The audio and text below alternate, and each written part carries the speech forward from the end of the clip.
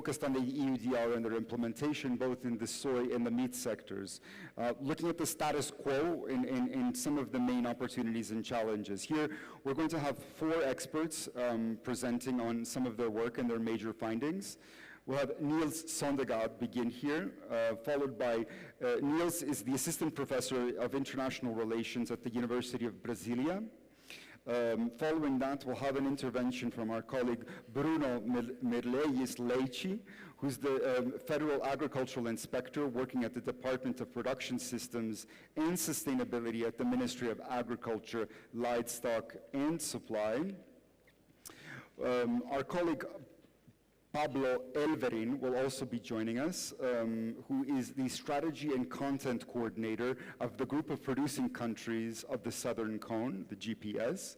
And lastly, we'll be hearing from a presentation from our colleague Sabine Papendijk, who is a consultant in international trade, market access and sustainability, and also a managing partner at the consulting firm Estrateco. With this, I'm going to be passing it to our colleague Niels. Niels, please, thank you. Good morning to you, ladies and gentlemen. First of all, I would like to thank our Argentinian hosts for this great event, and also all of the ADP people who have been organizing it. I think being here in Iguazu is a really well-chosen place. Iguazu has been a very important place in terms of agricultural production. This region, of course, it's also a water resource hotspot, a biodiversity hotspot. It's also interesting, this region, because the water resources we have, first 40 years ago, these water resources resulted in tensions between the countries around Iguazu, and the way that these tensions were resolved also led to a more pacific interaction between the countries, and Argentina and Brazil removed their tanks from close to the border and got on with some more peaceful business. So with that, I want to say that in many ways, symbolically, this is a really well-chosen place to have these discussions, which hopefully will be constructive and pacific and peaceful. So first of all, good morning. My name is Niels Sondergaard. I am a professor at the Institute for International Relations at the University of Brasilia, and I would like to present a summary of the findings of a study which my colleague Camila Dias de Sá, who is a senior researcher at INSPER AgroGlobal in Sao Paulo, and me have conducted in the course of the recent months. And the study aims to map out the challenges and opportunities related to traceability solutions under the EUDR, and it is supported by the APD Brazil and focuses on different countries here in the Cono Sur. Let's see. Jump onto the next slide here. Here we go. So our methodology was based on interviews conducted with people from the soy sector in Brazil, Argentina, and Paraguay. We also drew on Chatham House conversations held earlier this year in Brasilia, in an event also supported by the APD, organized by the APD. This study fleshes out some of the key points mentioned by our interviewees, key points and possible solutions. So if you disagree with it, don't blame me, blame our anonymous interviewees. But in any case, the overarching questions that we sought to address with the study here is where are the critical gaps in current traceability solutions, which are the cost of closing these gaps in the short and the long term, what are the possible risk mitigation measures to close the traceability gaps, and which safeguards are necessary to maintain smallholder exports. So with that, I hope that these points raised in the presentation here can help to provoke some interesting and constructive discussions later this afternoon when we get into the groups.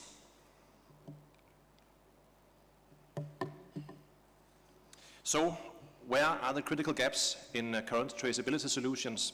First of all, physical segregation was highlighted by all of our interviewees as a substantial challenge, given that soy, logistics, storage, and other infrastructures have been constructed according to a pooling system. So even in in the many cases where it is possible to trace soy back to the origin, making sure that it is not mixed along this logistical corridor, that compliant soy is not mixed with non-compliant soy can still be a quite significant challenge. And this challenge was evident in the case of all of the country cases analyzed. Another key issue regards the high-risk perceptions concerning non-compliance related to indirect suppliers, and as well as cooperatives, dealers, and elevators. In some cases, this could lead to exclusion of these actors from supply chains as a sort of a preemptive risk mitigation measure.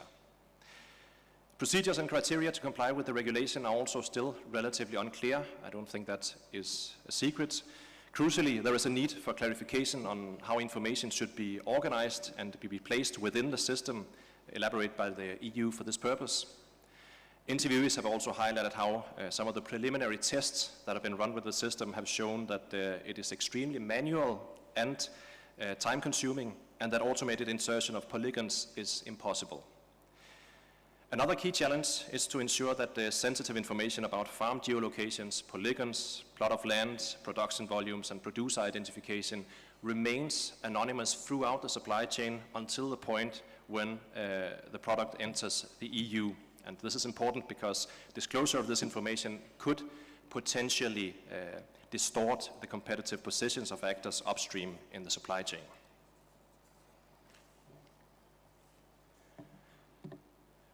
Another critical gap that has been highlighted by the stakeholders consulted is the problem that the divergences between different satellite monitoring systems have led to a detection of clearances of forest cover by one system, but not by another system, even though it's the same plot of land. Many interviewees also point to the low quality of maps as another factor which results in uncertainty regarding whether deforestation has indeed taken place in a specific area. Different interviewees also pointed to these problems being evident in the case of the EU Copernicus system, or at least the version of Copernicus which is being used by the EUDR, which has shown a margin of error of around 40 to 45% when compared, for example, with map Biomas, so a significant margin of error there. And this has also been the case of the conclusion of tests conducted by different agricultural subsectors in relation to other agricultural commodities. So an important point to flag in that regard. Identification of human rights compliance is also much more complex than detection of deforestation. The development of systems to ensure human rights compliance in accordance with the relevant legislation of the country of production, as mentioned in Article 240 of the EUDR, has also lacked priority from both producer country governments as well as EU institutions. Given producers, or gaining producers' confidence and dismantling potentially negative preconceptions in relation to traceability systems is also important. If traceability is perceived as a sort of a top-down imposition on behalf of foreign governments, there is likely to be more pushback and resistance amongst producers to adopt existing traceability solutions.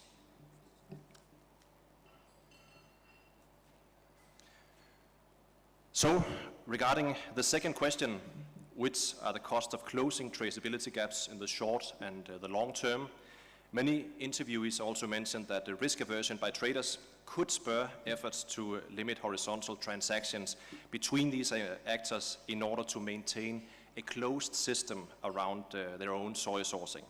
And this could possibly decrease the general level of efficiency of the system of soy sourcing as well as local commercialization. Related to this point, long chains with a large number of intermediaries will also generate higher transaction costs, especially due to the more expensive contracts in this scenario. This would also feed a vertical integration trend in order to reduce these transaction costs. Adaptation costs to the EUDR traceability demands could also fall on producers depending on the specific system adopted in each country. So if adherence to these traceability systems is associated with significant financial costs, then small and medium-sized producers could also be disproportionately affected. In that regard, however, most of our interviewees did highlight that both the public systems being developed in Brazil and Paraguay, as well as the private VSEC system in Argentina, appear to be free of costs for producers as they stand right now. So at least that would be quite important. We did nonetheless receive different estimates of total operational cost increases from our interviewees, which suggests something around 5 to 10% for large producers and significantly higher costs than that for small producers. In that regard, producers who are unable to demonstrate EUDR compliance, irrespectively of whether they do in fact have recent deforestation or whether they are simply unable to demonstrate compliance, could have to sell their products at a discount in third markets or on the domestic markets. This would also be a consequence of an increase in the overall demand for compliant soy and a corresponding decrease in the demand for non-compliant soy. For human rights compliance, in locus verification would be necessary in order to definitively verify basic issues such as working conditions, pay and safety, etc. However, the very large number of soy producers in the connoisseur countries would make this an extremely costly and prolonged process. Therefore, the most viable option for now appears to be the demonstration of the absence of legal non-compliance. Buyer countries have generally also not been very willing to pay a premium price for soy in order to incur at least parts of the costs associated with the EUDR compliance. So most immediate costs of adaptation appear to fall upon producer countries unless market mechanisms in the intermediate term will work in order to transfer parts of these costs towards buyer countries through higher prices of compliant soy. This lack of cost-sharing mechanisms has also made some actors consider whether to continue supplying the EU market from a pure cost-benefit perspective. If they do not, then this could lead to decreased supply and increased prices in the EU. A priori, exclusion of producers as a strategy to limit compliance risks would also be associated with costs to both producers, traders, consumers, which would all be affected by this general process of restructuring of soy markets. We also asked which possible risk mitigation measures could help to close existing traceability gaps. First of all, public databases with open systems and key information on land use change, including geolocated polygons as well as legal compliance records at the property level, is essential in order to ensure accessible compliance demonstration. With accessible compliance demonstration, we mean that adherence to these systems is simple and financially viable, especially in the case of small and medium-sized producers.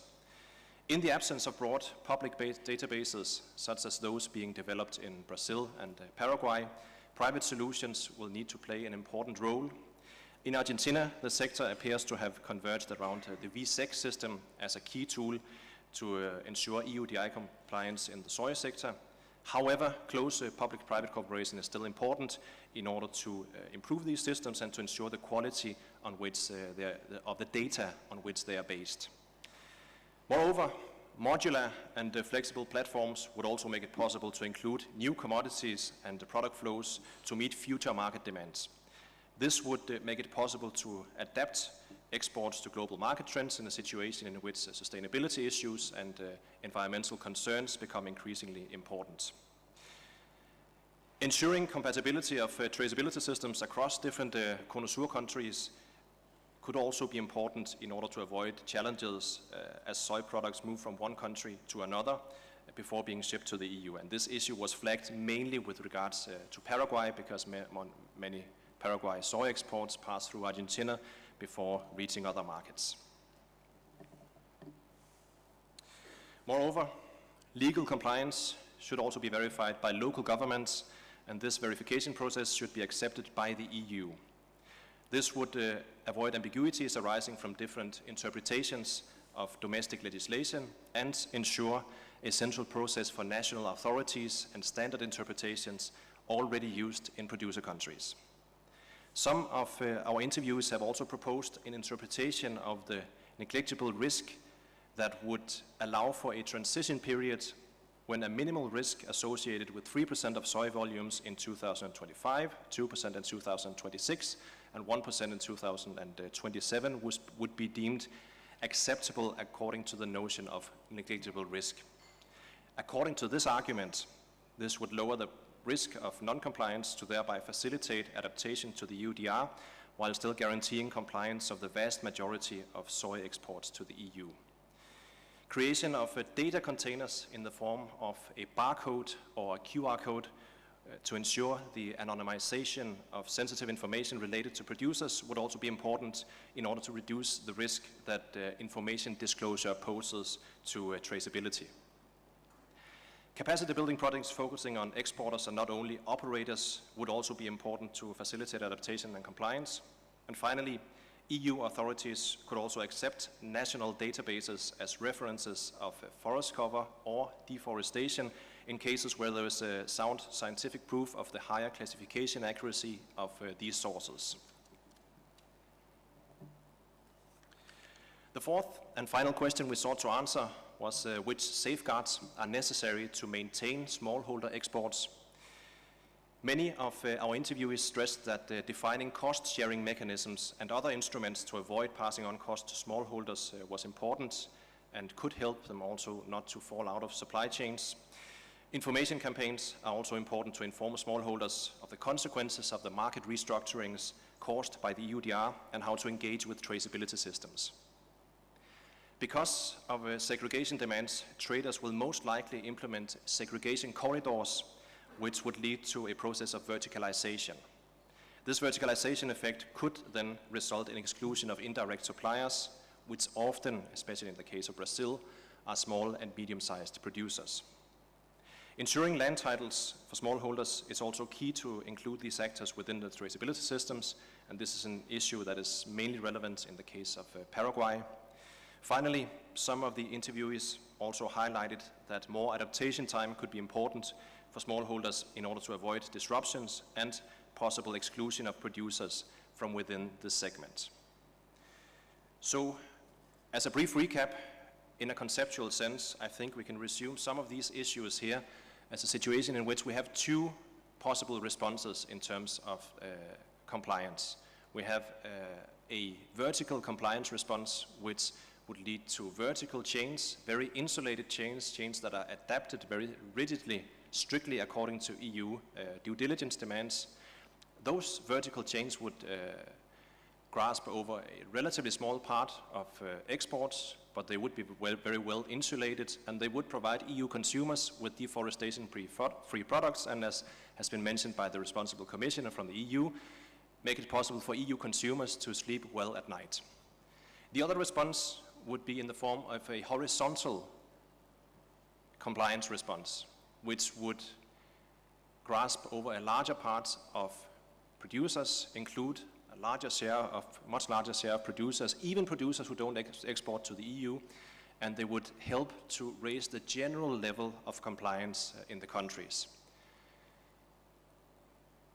In terms of which is the best option is a different question. It's another question we'll have to debate, but I think in a conceptual sense, this is important. If the goal is to reach a horizontal compliance response, this would necessarily depend on legitimacy, it would depend on involvement of national authorities, the efforts made in Brazil and Paraguay, and also with the VSEC system to make universal or near universal systems to incorporate a large number of producers would be in line with these efforts. The EUDR is there, it's already on paper, it will enter into force, but there are still, as we can see from the discussions today, some wiggle room, some possibilities for interpretations and practices based on these interpretations of the law. And I think in that regard, we can say that the Team Europe is a great initiative. The more cooperation between the producer countries and the EU would facilitate a situation in which we can move towards horizontal compliance responses, and thereby maybe also reap the greatest effects of deforestation. That's a conceptual synthesis of some of the issues raised here. We can discuss that in the breakout groups, but I think it's an interesting way to frame the dilemmas. These were our main findings. We hope that they can help to spur some productive and constructive discussions on traceability challenges within the breakout groups this afternoon. If you have any further questions, you can reach us on these emails here. The addresses are displayed on the screen, or just right here at the event. Thank you very much for your attention.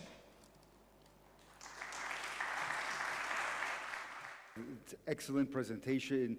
As we heard and as we've seen, and as Thomas was mentioning earlier as well, you know, there are some aspects of the EUDR which are often more commonly discussed than others. You know, the instance given there was indigenous and social risks within the context of production and exports in the focus commodities. And, you know, in some areas of the world, we're not talking about indigenous communities, you know, particularly in sub-Saharan Africa or in other contexts. We're talking about other vulnerable groups. And, you know, there needs to be some kind of control system also which address those human rights risks within the context of the EUDR. So it is a very big gap that I hope we'll be able to discuss in much more detail this afternoon through our workshops. I'm going to pass it now to our next speaker. So Bruno, if you can join us here, that would be great. Thank you very much. So Bruno Meirelles Leite, excuse me for the terrible Portuguese. I told you I need a few beers before I get active. The Federal Agricultural Inspector working for the Department of Production Systems and Sustainability of the Ministry of Agriculture, Livestock and Food Supply. Bruno, the floor is yours. Thank you very much. Bom dia a todos, buenos dias para os nossos amigos do Mercosul. É sempre uma satisfação encontrar os colegas aqui. É sempre gratificante essa troca de experiências.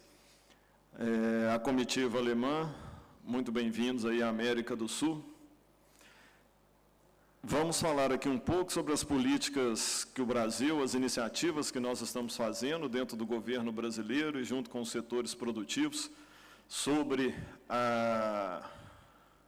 que abrangem aí a legislação anti-desmatamento da União Europeia.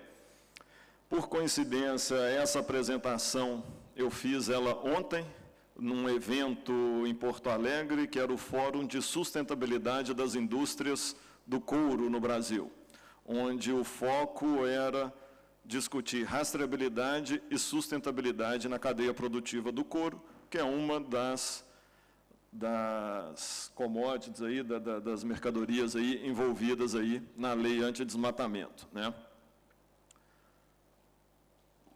Para onde que eu... Para onde que eu... Ah, sim. Bom, apenas para a gente colocar um contexto na discussão, nós temos um desafio que está colocado para o mundo, que é a produção de alimentos, né? Então, acho que toda essa discussão, nós não podemos perder isso de vista. O mundo está crescendo, as pessoas precisam comer. Como diz o nosso presidente Lula, é muito difícil a gente trabalhar todas essas questões num mundo que cada vez está mais desigual, toda essa produção de alimentos e pessoas passando fome, né? Então, acho que um dos desafios que os nossos países aqui do Mercosul, Argentina, Paraguai, Uruguai e Brasil, têm um papel muito importante nessa dinâmica mundial de fornecer alimento para a população que cresce e que a gente espera também que aumente de renda. Então, isso é uma demanda maior de alimento pela quantidade e também pela qualidade desses alimentos que vão ser consumidos, né? Então, esse ponto de vista, nós não podemos perder eles em nenhuma discussão. E isso vem sendo esvaziado ao longo dos anos, desde o Protocolo de Kyoto, o Acordo de Paris, onde essa questão da produção de alimentos era muito clara e que, ao longo do tempo, isso foi se perdendo, né? Então, eu acho que nós não podemos perder isso de vista. E o desafio é maior porque nós sabemos que os nossos recursos naturais são limitados, que nós temos uma questão climática que está sendo aí enfrentada por todos, né? Então, o nosso desafio como países produtores de alimentos é fazer isso de uma maneira cada vez mais eficiente, respeitando os nossos recursos naturais, respeitando toda a nossa legislação, as nossas boas práticas, e tratar a sustentabilidade de uma maneira ampla, né, no seu sentido original, que é a sustentabilidade ambiental, social e econômica. Porque para nós é uma atividade, sim, que gera muita... faz parte do PIB dos nossos países, né, é uma importante atividade, e que nós precisamos aí valorizar quem está fazendo, quem está exportando e quem está consumindo, né? Hoje o setor agropecuário está sofrendo aí uma pressão de diversos lados, um público cada vez mais consciente das questões que envolvem meio ambiente e outras questões, né, e quer saber se aquele produto que ele está ali está ligado ou não a desmatamento, a exploração infantil, mão de obra, o que for, né? E a rastreabilidade surge aí para trazer também toda essa bagagem ali no produto que está sendo consumido. Então, o que a gente vai discutir são dois assuntos, basicamente. É a caracterização do espaço onde as mercadorias são produzidas e o caminho que essa mercadoria faz até chegar na mesa do consumidor. Então, o Brasil ele tem como uma política pública que se iniciou no ano passado, que é uma plataforma que nós estamos chamando de plataforma Agrobrasil Mais Sustentável, que é o quê? É uma plataforma digital que vai integrar bancos de dados oficiais de instituições governamentais brasileiras. Ela vai gerar informações organizadas, rastreáveis e confiáveis sobre a produção agrícola sustentável no Brasil. Nós, ao desenvolvermos essa política, ela não foi desenvolvida para atender a legislação da União Europeia especificamente. Ela estava sendo desenvolvida para trabalhar todas as políticas agrícolas da agropecuária brasileira, para que o produtor pudesse ter acesso a linhas de crédito, pudesse ter acesso a um crédito beneficiado da política agrícola com base em práticas sustentáveis, e ela também vai permitir que, ao ter toda essa sustentabilidade, todo o seu compliance ali com a legislação nacional, ela permita que o produtor também decida se ele quer acessar determinados mercados mais exigentes. E aqui nós não estamos falando de questões sanitárias e fitossanitárias que já estão, de certa maneira, já estão sedimentadas aí no comércio entre o Brasil e os seus diversos mercados, né? Então, a plataforma ela foi desenvolvida para ser universal. Então, nós temos ali todos os produtores rurais brasileiros poderão acessar esse serviço. Ela vai ser de custo livre, é uma política que o governo lançou para que, dentro dessa discussão de acesso a mercados, nós não tivéssemos uma exclusão de produtores que, de alguma maneira, não pudessem arcar com os custos de certificações privadas que sempre acompanham o acesso a determinados mercados. Então, para que aquele pequeno produtor não ficasse de fora da dinâmica ali do mercado, o governo lança uma ferramenta para que ele possa acessar. Então, ela vai ser uma ferramenta de custo zero para o produtor rural. Num primeiro momento, ela vai ser voluntária, então o produtor rural entrará na plataforma para poder acessar esse serviço. Ela é evolutiva e baseada em tecnologia, então nós estamos desenvolvendo ela para que, à medida que mercados ou legislações nacionais forem sendo alteradas, a gente poder receber essa informação e também fornecer essas informações com base nesses bancos de dados que nós estamos integrando. Adaptável e flexível para cada uma dessas novidades, né? E evolutiva também no quesito tecnológico, né?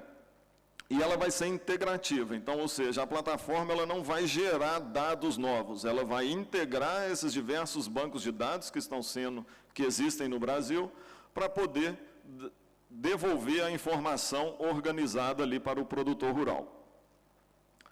A proposta dela é que ela possa dar transparência, credibilidade e confiança entre todos os participantes da cadeia de valor agrícola brasileira.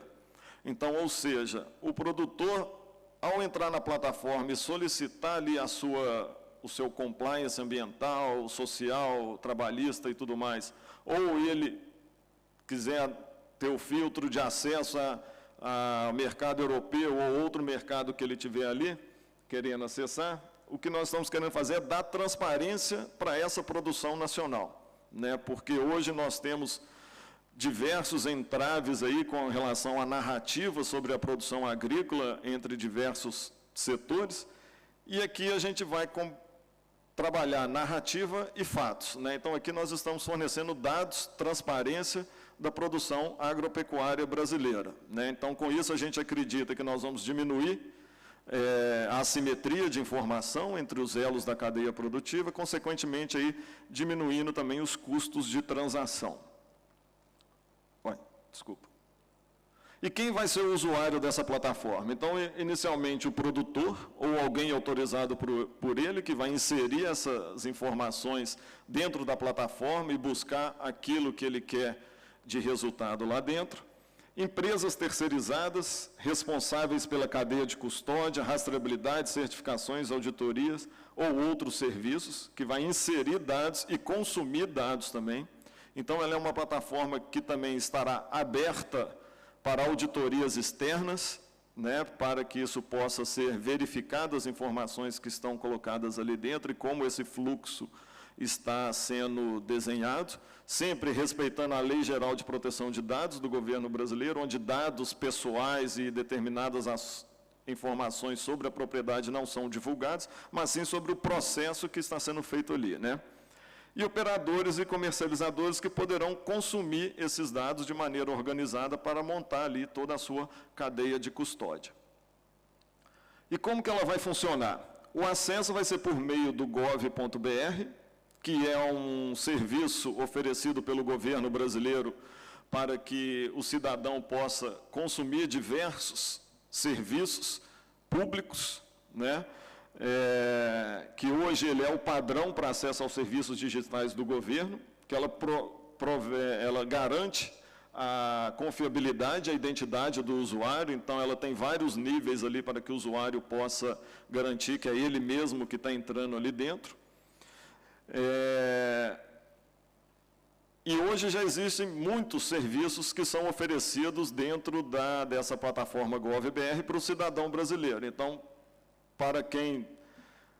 Eu não sei porque eu sou muito novo, né? Então eu já nasci nisso aqui, mas tem gente que fala aí, né, que as questões antes e depois da plataforma tá na rotina do brasileiro já. Carteira de motorista, transferência de veículos, certidões negativas, né? Então isso já está na nossa rotina, né?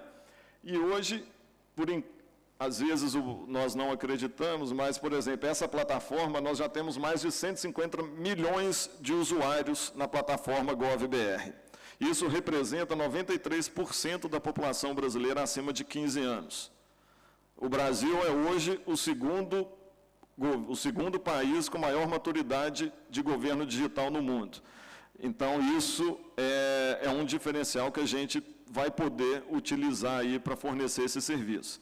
E com base no acesso a essa plataforma, que já tem diversos dados do cidadão brasileiro, vai ser criado um data lake, o Data Lake Agro Brasil, que vai trazer todas as informações daquele CPF ou CNPJ do produtor, ligado às propriedades que tem o nome dele. Então, num primeiro módulo dessa plataforma, nós vamos fazer a caracterização e a conformidade da propriedade. E o que é isso? A partir do seu cadastro, o produtor vai selecionar as propriedades vinculadas e as informações relevantes da produção. E aí se procede a análise de conformidade de maneira automatizada, utilizando as bases oficiais do governo brasileiro. Então, ali ele vai falar quem é ele, onde que está a propriedade dele, o que ele produz, quando ele produziu e o quanto está saindo daquela produção. E o compliance da legislação, essa plataforma vai buscar as informações nos diversos bancos de dados e, se tiver ok, ele segue. Se tiver alguma pendência, a plataforma não torna esse dado público e retorna para ele falando, você tem pendência no seu cadastro, você tem pendência no órgão ambiental e direciona para que ele possa verificar e resolver aquela pendência. E o que nós estamos falando de compliance aqui, ou de conformidade, né? Com relação à propriedade, nós vamos trabalhar ali com o Sistema Nacional, que hoje está sendo trabalhado pelo Ministério responsável lá do Cadastro Rural, que é o INCRA. Nós vamos trabalhar com as questões ambientais, dentro do banco de dados de embargo ambiental. Nós temos no Brasil hoje, para quem não conhece, o Cadastro Ambiental Rural, que é por legislação, o produtor tem que informar as características da sua propriedade e fazer o polígono ali da sua propriedade, e isso é encaminhado para os governos estaduais. Então, essa base de dados, se ele está inscrito, que é obrigatório hoje, nós já temos, a maior parte dos produtores já mapearam as suas propriedades com as coordenadas e submeteram isso aos órgãos estaduais ambientais. Nós estamos no processo agora de avaliação desses processos. Mas, então, vamos pegar essa informação das propriedades rurais e vamos também cruzar ela com outros bancos de dados, como, por exemplo, o banco de dados de áreas, sobreposição com áreas de interesse. Então, tem sobreposição com terras indígenas, tem sobreposição com áreas de preservação, tem sobreposição com áreas dos povos tradicionais, e isso tudo a gente vai cruzar. Direitos trabalhistas e evasão fiscal, também vamos cruzar esses dados com o banco de dados de Ministério do Trabalho, para ver se a questão de trabalho escravo, trabalho infantil, a questão de evasão fiscal, as conformidades ambientais e o monitoramento do uso e cobertura da terra, onde nós vamos usar o PRODES, que o Brasil ele tem uma experiência muito grande no monitoramento por desmatamento, imagem de satélite. Então, isso, nós vamos utilizar os dados do PRODES via INPE, do IBAMA e do projeto que a gente vai tratar, que é o TerraClass, que é uma plataforma desenvolvida pela Embrapa. Eu esqueci de mencionar aqui, faltou um slide aqui, que quem está conduzindo essa política é o MAPA, né, o Ministério da Agricultura e Pecuária do Brasil, e os parceiros no desenvolvimento são o SERPRO, que é o Serviço de Processamentos do Governo Brasileiro, e a Embrapa, que é a Empresa Brasileira de Pesquisa Agropecuária. Então, são dois parceiros aí com extensa experiência sobre os temas, né?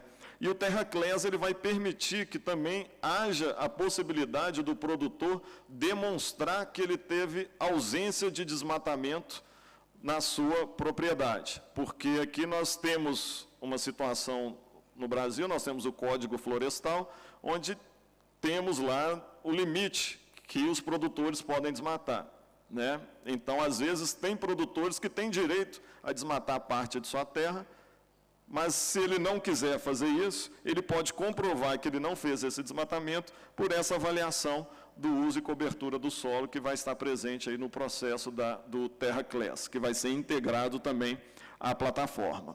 Hoje o TerraClass ele já está disponível para o bioma amazônico e para o bioma cerrado dentro do Brasil, e nós estamos expandindo ele para as outras regiões do Brasil. Bom, a partir da caracterização da propriedade, a gente passa para a caracterização de como isso foi produzido, que é o módulo 2, onde nós vamos incorporar as boas práticas de produção conforme o Plano Brasileiro da Agricultura de Baixo Carbono, que é o Plano ABC+, que está em vigor hoje, onde nós vamos poder agregar valor e credibilidade aos produtos, a partir de qualificações e certificações adicionais. Então, essa plataforma, esse módulo 2, ele está sendo desenvolvido em paralelo para que a gente possa captar, também pelos mesmos parceiros, para que a gente possa captar essas informações de práticas sustentáveis que estão sendo utilizadas rotineiramente por produtores brasileiros, como o plantio direto, a questão de utilização de bioinsumos, a questão de recuperação de pastagem e tudo mais. Então, isso vai poder ser incorporado aí na plataforma, dentro desse Data Lake também. E a plataforma também ela vai funcionar como habilitadora da rastreabilidade dos produtos. Ou seja, cada lote que for produzido dentro dessa plataforma, for produzido num terreno, na propriedade ou no plot de produção, quando ele for comercializado, quando ele sair de uma região, de uma propriedade para outra, ele vai ter um código único que tramita nessa cadeia de custódia, né? Os dados ficam registrados nesse Data Lake e podem ser verificados ou auditados. Os resultados e relatórios são registrados via tecnologia blockchain. Então, no momento da produção daquele lote, é emitido a certificação dele, que ele foi produzido conforme todos aqueles critérios lá, ou conforme o filtro que ele escolher, que ele está querendo atender, né? Então, no caso aqui da União Europeia, nós estamos colocando dentro da plataforma os critérios da legislação europeia. Então, se ele selecionou lá, dentro do banco dos bancos de dados que a gente tem, o que vai mudar vai ser o caminho que o produtor vai fazer ali dentro dos bancos de dados. Se ele vai mais para cima ou mais para baixo, conforme o mercado que ele vai atingir. E aquele lote de produto, ele sai com QR Code, todo protegido aí pela tecnologia de blockchain, e ele pode ser verificado online depois por quem está recebendo. O elo seguinte da cadeia, ele entra na plataforma também e vai receber esses dados. E aí ele vai consolidar esse lote, porque ele também pode estar recebendo de outras propriedades com as mesmas características, e assim ele vai formando os lotes dele para poder repassar essa informação para o elo seguinte da cadeia, né? E cada lote vai ter essa questão da tecnologia, então você vai poder acompanhar aí a rastreabilidade desse produto. Os resultados eles podem ser auditados de maneira automatizada pelos serviços de rastreabilidade, porque a plataforma está sendo toda construída em tecnologia API, onde a gente pode fazer a interligação aí, ou troca de informações com outras plataformas ou outros sistemas, para quem tem interesse, né? E aí, esse módulo 3 vai ser onde nós vamos ter toda a cadeia de custódia e as informações específicas, conforme cada padrão que for incorporado aí durante a jornada do produtor aí dentro da plataforma, né? E tudo vai ser possível por causa desse grande data lake que está sendo construído, que é a integração de todos esses bancos de dados. Como eu disse, ela é um elemento integrador, então, ou seja, nós temos várias ferramentas de rastreabilidade hoje no Brasil, tanto oficiais quanto de protocolos privados, que podem ser trabalhados. E cada uma dessas etapas que vão sendo incorporadas dentro da plataforma, nós vamos aumentando ali o nível de confiabilidade, e também vai dependendo também do mercado ou do objetivo do produtor. Então, nós podemos ter, num primeiro momento, a caracterização daquela propriedade, onde, se essa propriedade atende, ou esse plot de produção atende aos critérios da legislação da União Europeia. Nós podemos fazer um link com, esse caso aqui foi um exemplo que eu citei no caso da pecuária, né, onde nós podemos ter o link com a Guia de Trânsito Animal, que é o documento oficial de rastreabilidade brasileira de animais, que trabalha por lote, no caso. Então, assim, nós podemos vincular a movimentação animal por lote com a caracterização da propriedade, e podemos chegar até trabalhar com a integração, com a identificação individual dos animais, onde a gente tem, por exemplo, para a União Europeia, determinado período do ciclo de vida desse animal, ele tem que ter de identificação individual por motivos sanitários. Então, a gente já pode também buscar essas informações e agregar essas informações à caracterização espacial de onde esse animal foi produzido, né? Bom, pelo tempo que estava disponível, eu acho que foi bem resumido. A apresentação normal da plataforma tem uns 40 minutos, que a gente detalha mais tecnicamente, mas é apenas para colocar aí, de maneira geral, o que é que a gente está planejando. Então, meu nome é Bruno Leite, a Lara, minha colega do Ministério aqui da área vegetal, também está aqui. Nós estamos à disposição aí de todos para perguntas e trocar uma ideia depois. Tá joia? Muito obrigado a todos. Colleagues, I'm going to just pass the floor immediately to our next speaker, Sabine Papendijk, who's a consultant in international trade, market access, and sustainability, and the managing partner of Stratego. She's going to present some of her work here to advance. Once when we close this up, we'll then move on to lunch. Thank you very much. Bueno, buenos días, muchas gracias. Bueno, primeramente agradecer el espacio para poder presentar este trabajo, que supone un gran desafío en tiempo y que vamos a intentar recorrer de la mejor manera posible para que ustedes conozcan el estado de situación de los esquemas que hoy están siendo desarrollados en Argentina. Este trabajo es el resultado de un trabajo que hemos hecho junto con Pablo Elverdín, en donde hemos recorrido una explicación, como bien decía Marnix a la mañana, más técnica de los esquemas, para pasarlos por un encuadre normativo respecto de los artículos de la reglamentación de la Unión Europea que correspondan a los operadores, pero en Argentina. Y ahí es donde empezamos una primera definición conceptual importante, porque la reglamentación habla de operadores desde el punto de ingreso en el mercado comunitario. Nosotros lo vamos a mirar desde el punto de, digamos, de lo que es aguas hacia arriba en la cadena de valor, de cómo podemos colaborar con ese operador europeo para para contribuir a esa due diligence, ¿no? Y ahí es donde tenemos dos esquemas que están en desarrollo en Argentina y que, si bien tenemos lo que es la visión sectorial del Gran Chaco argentino, que tanto abarca el módulo soja como el módulo carne, como productos pertinentes dentro de la reglamentación, también tenemos un programa verificado de la provincia de Santa Fe y tienen diferentes grados de maduración y de desarrollo. O sea, eso es muy importante porque nosotros hacemos una evaluación sobre una foto al estado de hoy, pero sabemos que todavía queda un camino de recorrer hasta fin de año y subsiguientemente, como bien planteaba recién, el esquema de Brasil. Entonces, en esta evaluación de estos gaps que se encontraron es sobre todo para plantearnos en el punto de un desafío, de buscar oportunidades de cooperación en donde nosotros podamos robustecer aún más los sistemas que se están desarrollando para poder dar cumplimiento a esos requerimientos que el operador europeo va a tener que cumplimentar dentro de la reglamentación. Y ahí cabe un punto importante de diferenciación entre estos dos esquemas, que está planteado en la primera parte, no solamente por los productos pertinentes abarcados a la fecha, sino porque el esquema de la visión sectorial del Gran Chaco argentino es un esquema de alcance nacional, ¿sí? Lo cual permite trabajar con cadenas de valor en todas las provincias y la ciudad de Buenos Aires. En cambio, el esquema de la provincia de Santa Fe solo aplica al momento de la fecha a la provincia de Santa Fe. Así que no vamos a poder explicar quizás con el detalle, por una cuestión de tiempo, como se ha hecho en el esquema de Brasil, pero hay un documento que ha sido distribuido y que ha sido completado y que los invitamos a leerlo porque fue hecho este documento en base a entrevistas a todos los referentes que están trabajando tanto en la parte de formalización de los esquemas como en la parte de digitalización.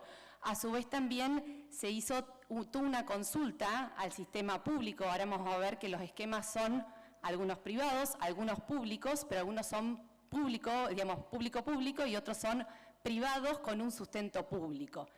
Entonces, se ha hecho todo ese relevamiento de información y también se ha consultado a aquellos que han participado del diálogo en los años anteriores para poder evacuar todas aquellas consultas técnicas que se le han planteado durante el diálogo a estos esquemas que se han ido presentando en sus sucesivos desarrollos. Bueno, vamos a comenzar con lo que es Bisexoja, con una explicación muy abreviada, porque de vuelta el trabajo es largo y extenso y podríamos entrar en mayor detalle, pero como plataforma privada se apoya sobre un esquema público de registros que nos permite tener una cadena de custodia documentada, ¿sí?, de toda la trazabilidad, desde la unidad productiva, ¿sí?, no hablamos de productores, sino de unidad productiva, pasando por los hilos, los elevadores, las plantas de conversión, hasta la exportación en puerto. Pensando que es un sistema, sí, en este caso, para dar respuesta a los dos requerimientos concurrentes de la regulación europea, tanto del cumplimiento legal como condición necesaria con respecto a forestación y degradación forestal, como con respecto a la flecha de corte que nos supone la reglamentación europea. Después nosotros a eso tenemos que sumarle cómo dar cumplimiento a estas dos condiciones y es ahí donde las imágenes satelitales nos permiten tener esa trazabilidad satelital de la unidad productiva hasta puerto de exportación por las diferentes unidades de conversión, demostrando que cumplen ambos dos requerimientos. Y a su vez también tenemos todo un chequeo documentario con los diferentes sistemas públicos de información. Siempre considerando que esto aplica, en el caso de soja, a toda la producción nacional, ¿sí? O sea, no estamos hablando acá de balance de masas, ¿sí?, sino que estamos hablando del 100% de la producción nacional. Y por otra parte, también hay todo un sistema de alertas para robustecer el sistema de los registros públicos. Si bien hay un un cross-checking entre los diferentes registros, tanto de SENASA como AFIP, Autoridad Sanitaria y Autoridad Fiscal, hay también un sistema de alertas a nivel de registro por volumen que haya sido registrado para no sobrepasar ese volumen que se está informando, como así también parámetros de proyección de producción industrial. Esto nos permite robustecer aún más el sistema. Y por último, y no menor, es seguir el camino que el comercio de granos sigue a nivel, digamos, global en los últimos, si se quiere, 40 años, que permite el esquema una verificación de conformidad en cada uno de los pasos de la trazabilidad por tercero independiente, verificadores que están registrados a nivel global, mismo en registros dentro de la Unión Europea. Cuestión no menor es que este tipo de cadena de custodia documentaria y de sistema de trazabilidad está hoy por hoy reconocido, ¿sí?, dentro de esquemas de certificación de terceros, dentro de la URET, en lo que es la ISC y 2BS. Con lo cual ya es algo que en biodiesel, específicamente como un subproducto de la soja, que parte en su etapa primaria, quizá la parte más compleja en la parte de deforestación y degradación forestal, el mismo camino. Con lo cual es un camino que ya venimos trabajando. Es importante también mencionar una cosa no menor que nos va a venir después en las preguntas, es el tema de quiénes son operadores del sistema BISEC. Operadores del sistema BISEC es a partir del silo o del primer elevador. Los productores primarios solamente realizan una declaración jurada inicial donde informan de determinados registros y datos, más allá de la geolocalización por polígono de campo, que permite ese cross-checking con los registros públicos. Pero no hay exclusión de productores primarios dentro de la plataforma BISEC. Todos participan, todos tienen la capacidad de participar. La única exclusión que se podría dar de un productor primario es por la no conformidad respecto de los requerimientos de deforestación y degradación forestal que establece la normativa europea.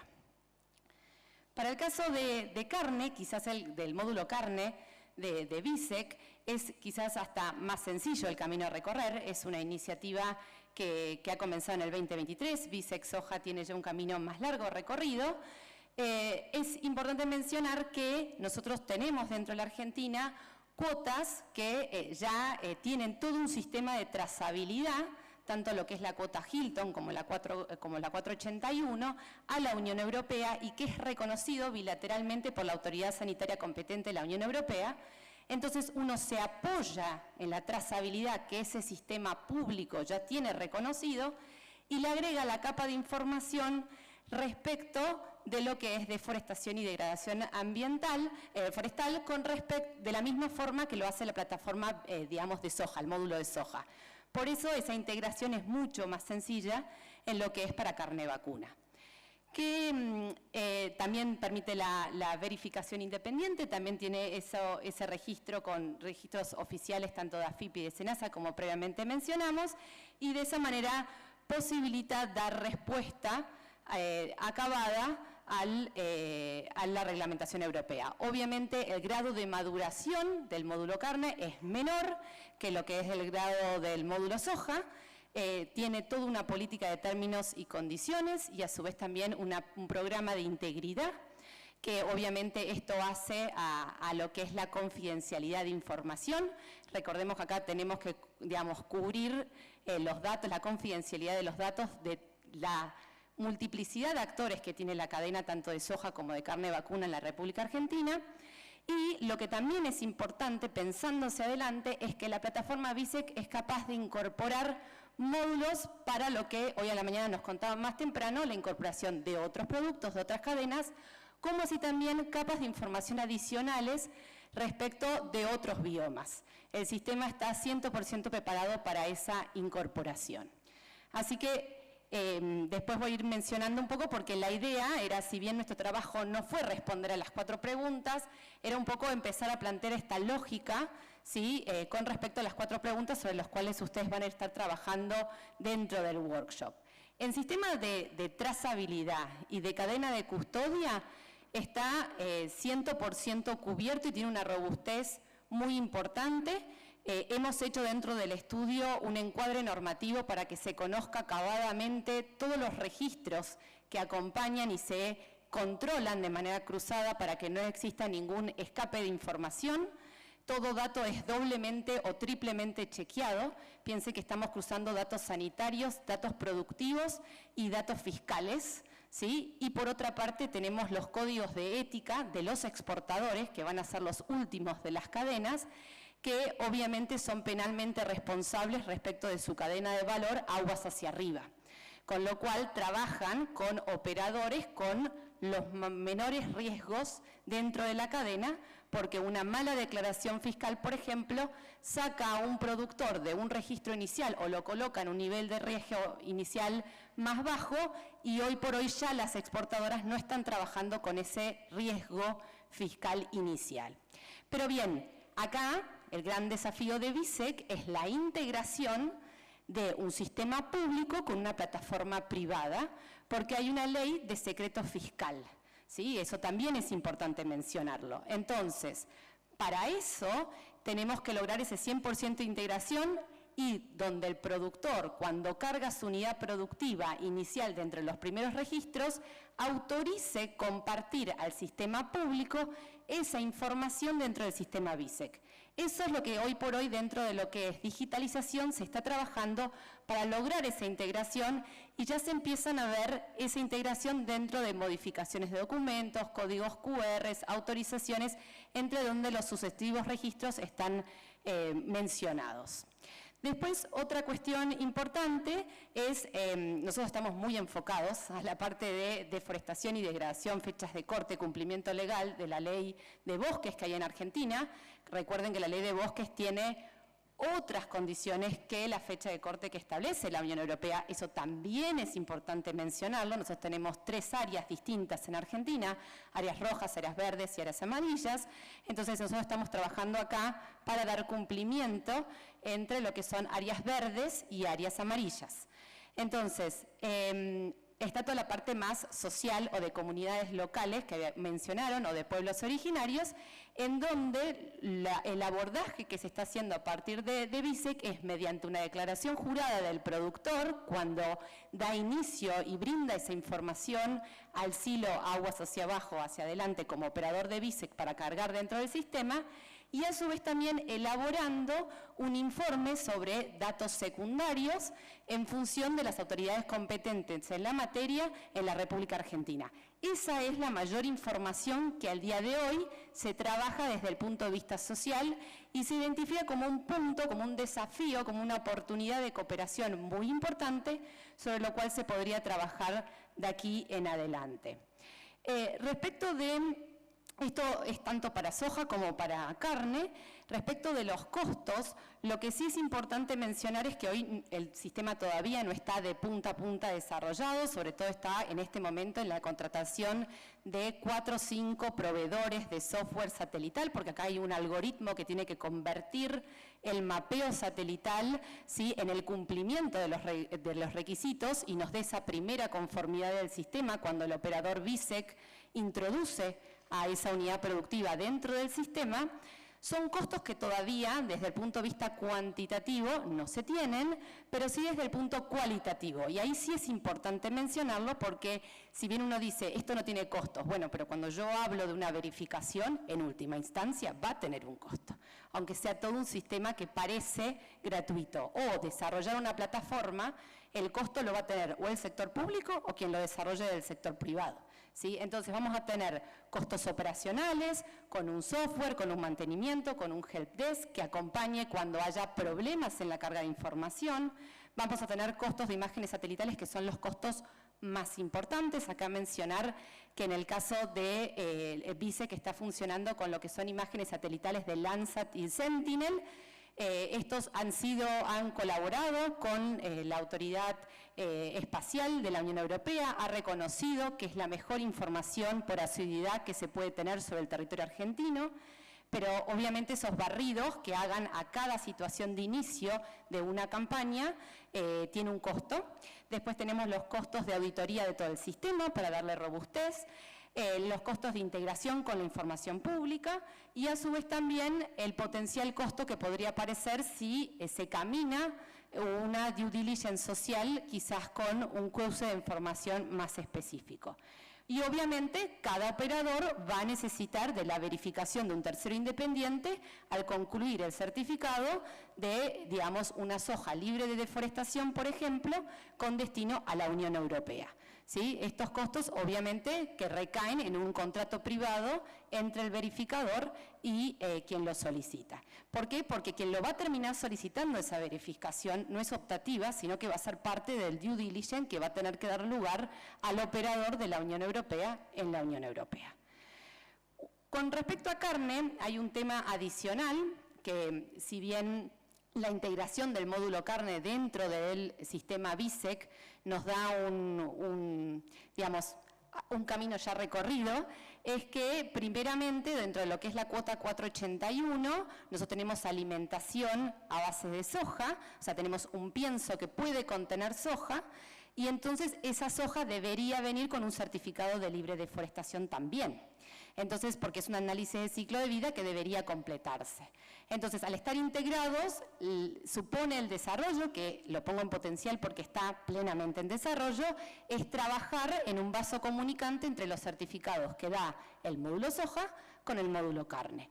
Y después tenemos que recorrer el camino del cuero, ¿sí? Que ahí no nos podemos apoyar sobre la trazabilidad que tiene la cuota Hilton o la cuota 481, sino que tenemos que trabajar sobre la trazabilidad que tiene el cuero, que es lo que se toma también como parte de los registros oficiales como base de cuota Hilton y base de cuota 481. Después, ¿cuáles son las posibles mitigaciones que se pueden hacer, medidas de mitigación de estos riesgos?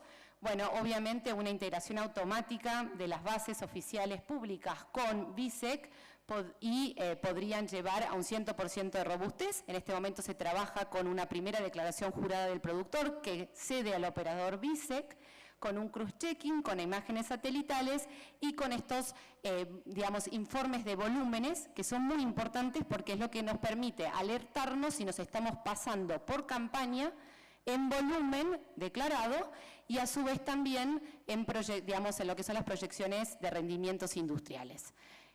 A su vez también, obviamente respecto a la mitigación de riesgos con respecto a comunidades locales, es lo que les mencionaba, que tenemos de vuelta la declaración jurada del productor, como así también el monitoreo social que realiza BISEC y que comparte con sus operadores europeos para que completen su proceso de due diligence.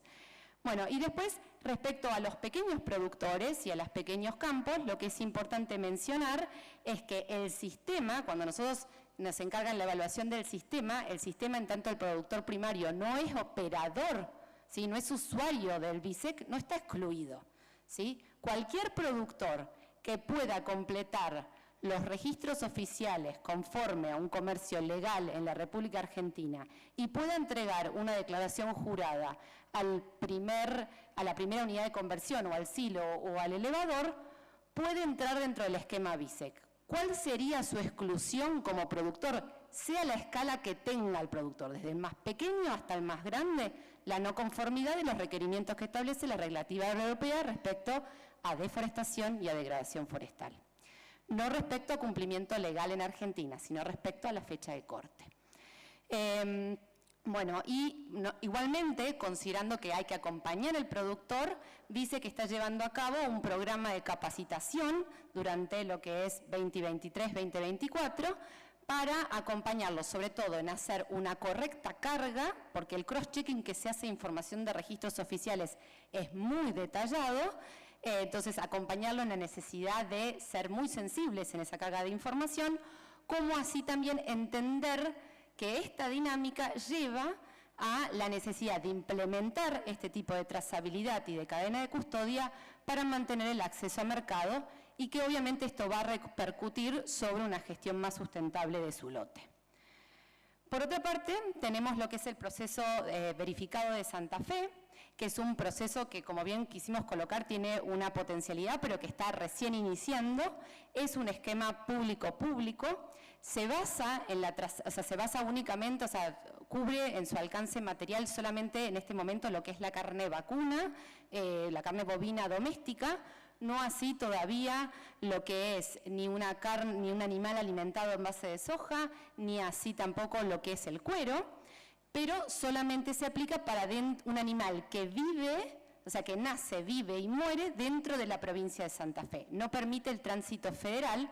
¿Por qué? Porque el mapeo inicial respecto a lo que es deforestación lo ha hecho la provincia en conjunto con su catastro oficial y con lo que es el sistema SAT, que es un sistema satelital que tiene la Argentina, solamente para los lotes dentro, ¿sí?, para las unidades productivas y sus polígonos correspondientes dentro de la provincia de Santa Fe.